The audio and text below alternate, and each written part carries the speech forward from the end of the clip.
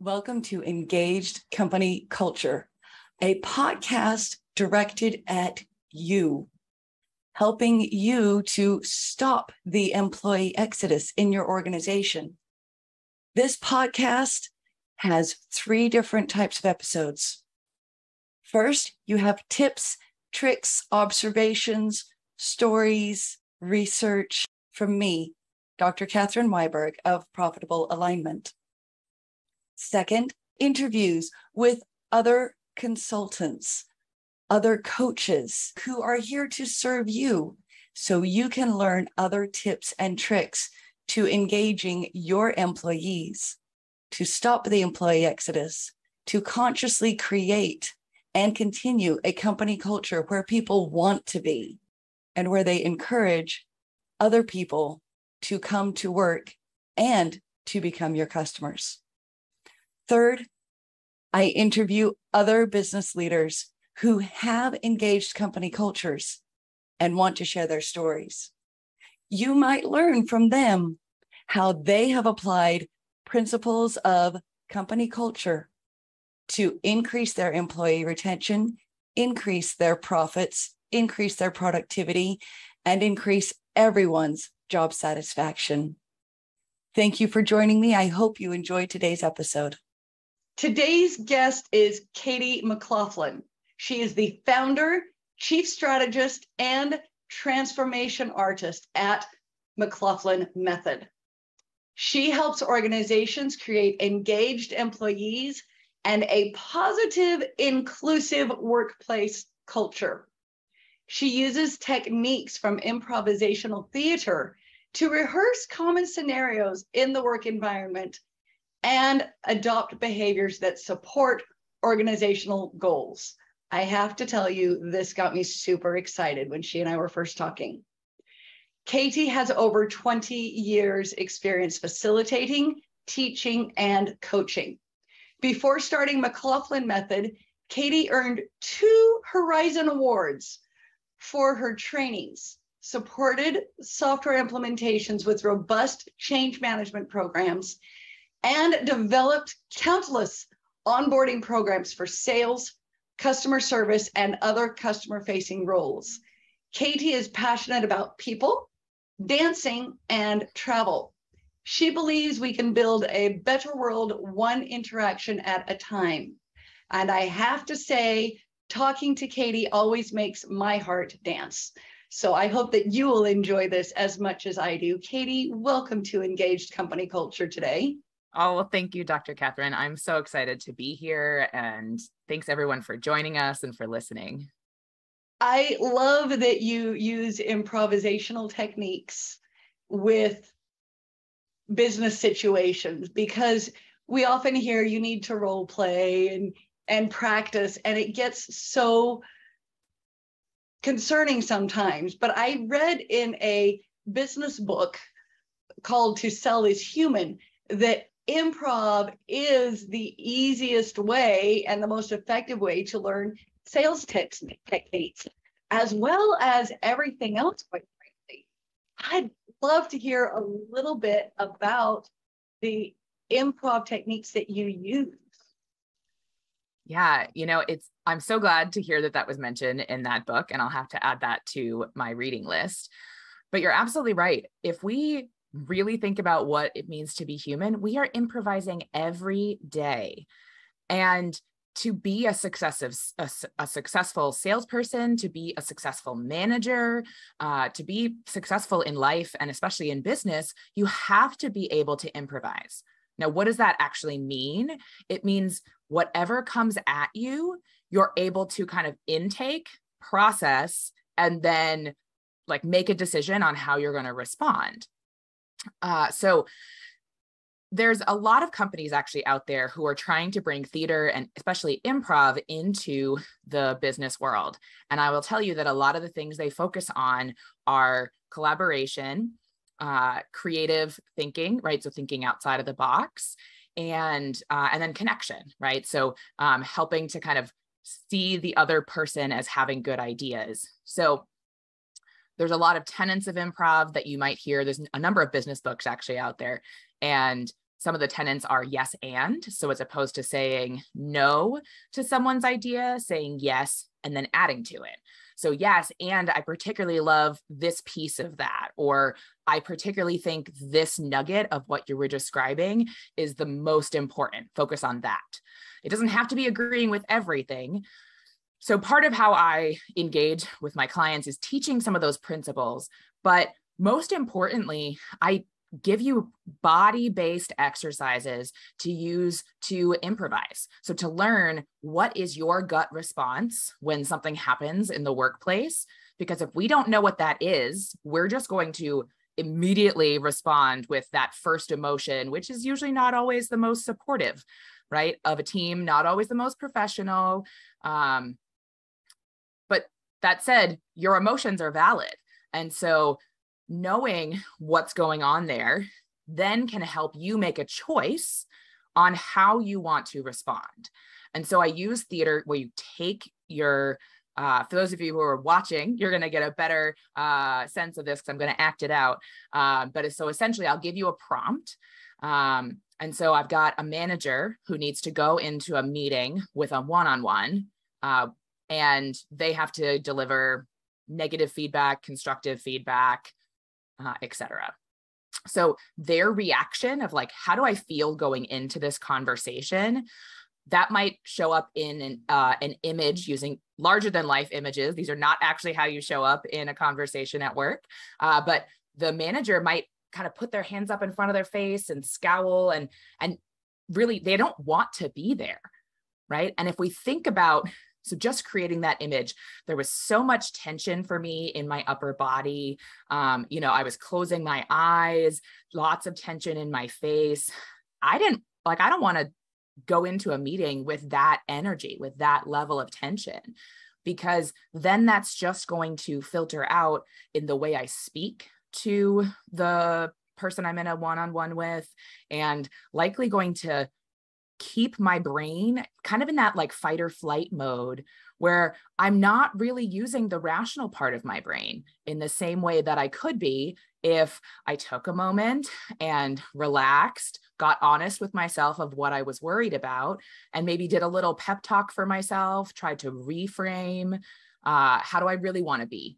And maybe that new image I want to create is some kind of like offer of like a hand forward and openness of like a kind of come with me, maybe that's kind of the actual feeling I want to create, and bringing that intention into that conversation is going to impact, again, all those word choice things, how relaxed you feel, etc.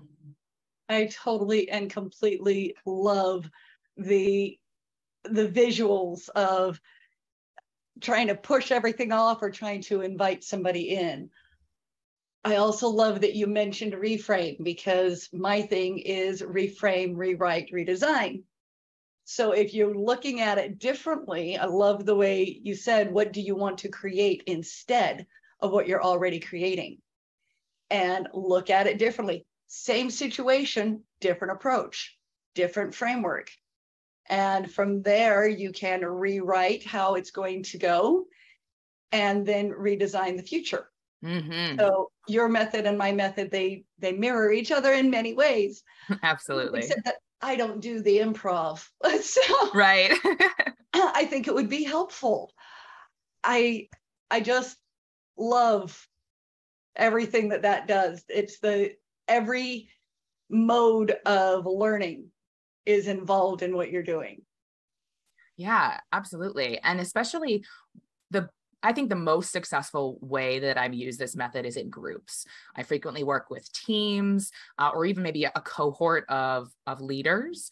And when they get a chance to, if they're all responding to the same prompt, they get a chance to see that they're not alone in how they might feel. And so that immediately starts to disarm anyone. You get to be more honest, more transparent, more vulnerable with each other. And then you can also start to appreciate that we all have differences that we bring into the workplace, different opinions, different ideas, different backgrounds, different identities. But many of us experience a very similar emotional landscape.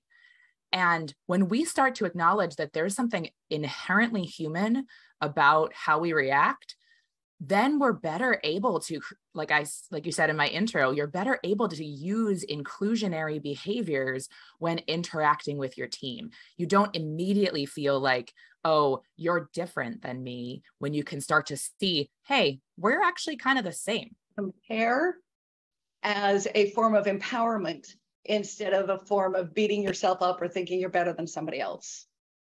Right. Suddenly you can say, oh, I do this well, and therefore I can help this person. Or this person does that well, and therefore that person can help me. Right.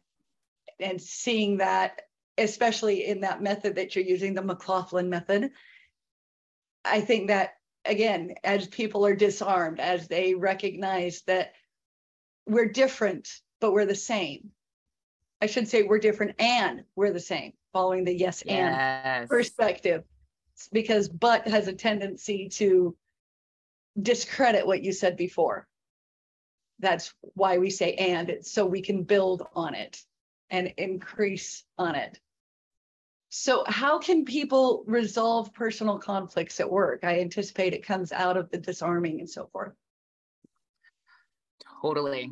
Conflict has been a big theme for me with my recent clients and in many of the different workshops that I've done with them. And really, the core of conflict is unspoken expectations, where, like, I as a leader expect that this thing is going to take X amount of time and to complete. And when it's not completed at that stage, then I'm going to start to bring up feelings of frustration. I'm going to start criticizing and maybe asking really pointed, not the kindest or softest questions of the person who has not completed their work. And then if we flip that on the other side of the person who has been asked to do this work in a period of time, they might have the unspoken expectation that this thing has to be perfect before I bring it back to my leader, that they might also expect that if they ask for help, that their leader is going to think that they are, inadequate, unskilled, unable to handle the work. And so there's kind of this emotional conflict that is breeding on both sides of that conversation. And ultimately, a lot of conflict is going to come from, like, our past. So a number of things that have influenced, whether that's the media and how the media portrays leadership and management, the stories we hear from friends and family about their relationships at work, and then, of course, our own experience of relationships at work, where we might have, experienced a toxic leader who felt all those things and expressed all those things that employee was feeling of, you can't ask for help, and if you don't meet this deadline, you are out of here. So we're bringing that all into our work relationships, even if those circumstances and what I call workplace hurt, if that workplace hurt didn't happen in this workplace, it doesn't get left in the old workplace. We bring all of that as baggage that informs, how am I supposed to show up? That was fantastic. I'm thinking of all the places where I've seen that type of thing. And it's again, reframing. I love that you're talking about emotional connection, that you're talking about your baggage from one place to another, that conflict is all created from unspoken expectations and unresolved expectations as well. I almost had nothing I could say because it was so fantastic what you said, and all I could think was all these places. If only they understood that if it's spoken, it can be dealt with. Right. Sometimes, like you said, when it's spoken, it creates the problem. However, that still can be dealt with. So I'm so glad you mentioned that, like, when it's spoken, it can be dealt with, because, like, if you were to ask the majority of people in the workplace today, how much, like on a scale of 1 to 5, like how much do you like conflict, with 5 being, I love it, and 1 being conflict, I'm going to run away. Most people would be on the like latter, like lower half of that scale. Because like the number of times I can think back in relationships, friendships, like just my experience in society, people are always like, oh, I hate conflict. And a big part of that is that we have never developed the communication skills to engage in conflict. And even beyond that, I believe that, you know, you can go and take a conflict resolution class, which is going to give you language framework for, try, I statements and, try to avoid you statements, and a variety of other techniques. And those things are great when you're ready to actually have those conversations. But most of us don't have that understanding of ourselves in order to be able to articulate, why is this conflict coming up for me? And what does it feel like? What's the impact on me? And what does that bring up? And that's why I use this technique, this body of work called image theater, is that you don't have to be able to say, I'm afraid. You don't have to be able to say, I have no idea what I think I'm doing. You can use your body and your facial expressions, which is kind of a universal language, right? We hear stories all the time of when you're engaging with somebody who speaks a different language than you, that you can kind of mime something and figure out what somebody needs. And so we're using all of that as a way to express and understand, how do I actually feel in this scenario? What's going on for me? And then, like, in both sides, how can I start to understand what's happening on both sides of that conflict? Excellent. Thank you. I'm thinking of times that I personally have avoided the conflict. Whereas I was doing a training at an organization recently, and one of the attendees said, I love conflict. I thrive in conflict. It is so much fun. And it threw everybody else off. But at the same time, we didn't fully delve into, we did a little bit, but we didn't fully delve into what this person loved about conflict. Mm-hmm. But some of it is the give and take communication. And being able to express herself and say, this is what I love, and then hearing the other person's perspective. I remember I've had job interviews where somebody would ask me, so how do you respond to conflict? And my answer at one time became, conflict is simply a disagreement. It's a difference of opinion. And if you can talk about the difference of opinion, then it doesn't have to escalate. You can talk about what needs to happen. And I love that. I still find my default is do what I can to avoid the conflict, or to find a way to reframe it so that when I talk about it, it makes the point without hurting anybody, including myself. But recognizing that all conflict starts as an unspoken expectation or a difference of opinion, and it's just an opportunity to communicate. Yeah, well, and I hear you describing like, it's that chance to have that conversation and start that. And we don't do that enough in so many circumstances of our lives. It's one of the reasons why, romantic relationships can be so hard. And one of the things that we have to acknowledge is that we have this very deep animalistic instinct to belong. Because if we don't belong, historically, we would have been killed by like a tiger or, some other predator. And so we evolved to want to be part of the group. And it's very common for any of us to see some kind of difference as a possible warning sign of being, I'm going to be outside of the group now.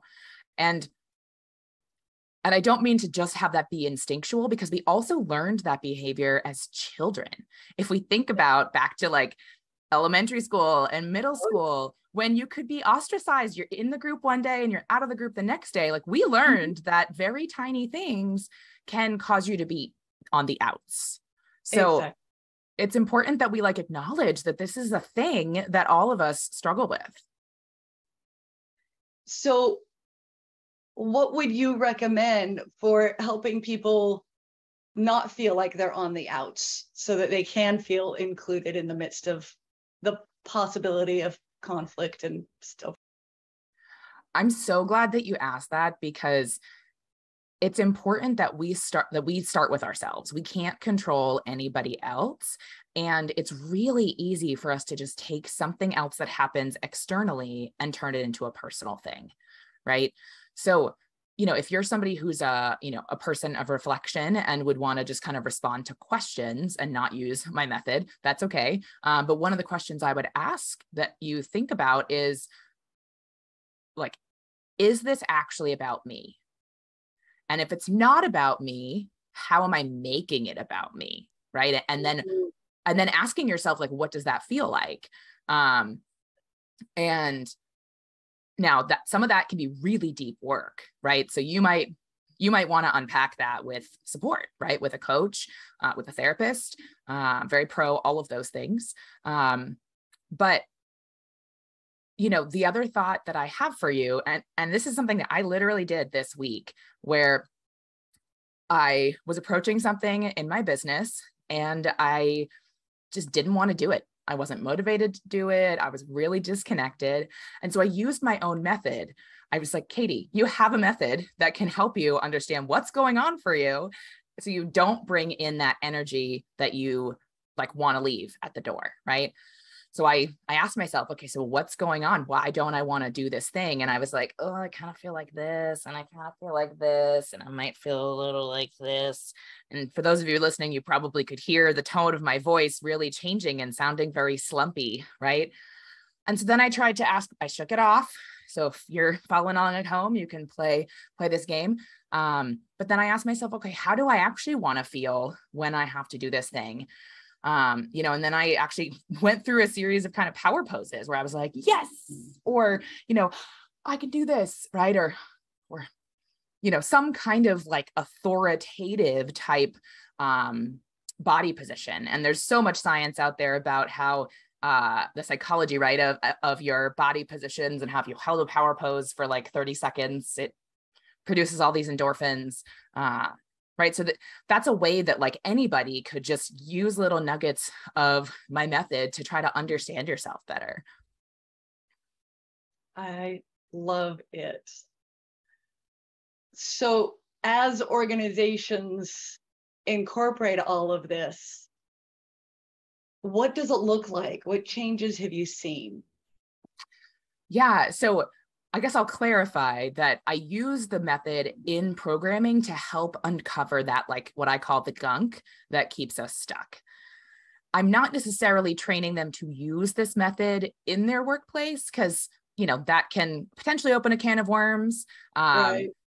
But, what I have found is most frequently very immediate results, where at the end of a session, people will, answer a survey and they will describe the increase that they have, a feeling of comfortability with their team, a feeling of support, which all leads to a sense of like kind of safety, and that it's okay for me to be who I am. I feel seen. But then there's also high numbers in the 90 percentile of people feel valued by their company after going through a workshop like this. And people's empathy improves. They feel like their manager like supports them.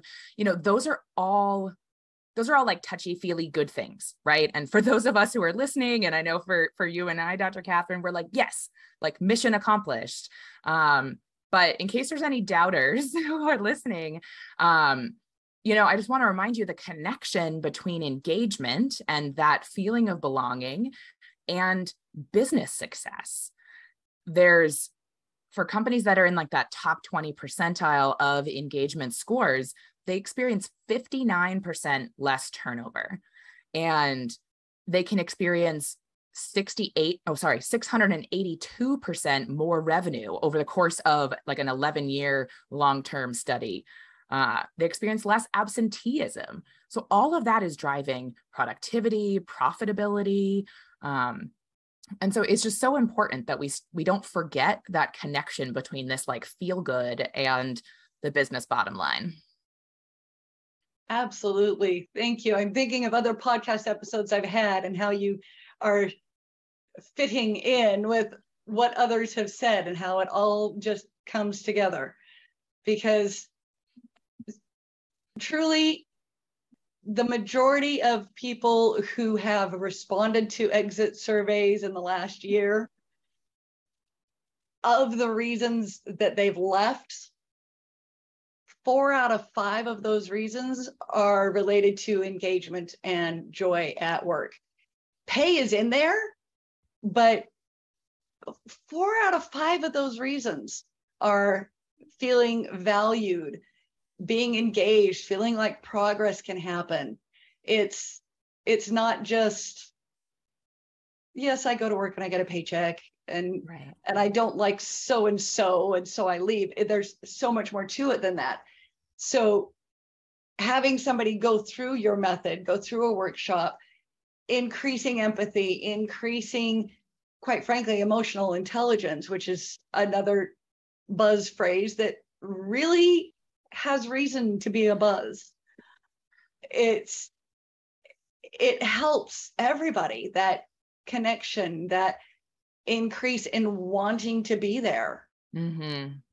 Yeah. Well, and I think that most business leaders don't spend enough energy or attention on the fact that like all of this also can impact their DEI goals.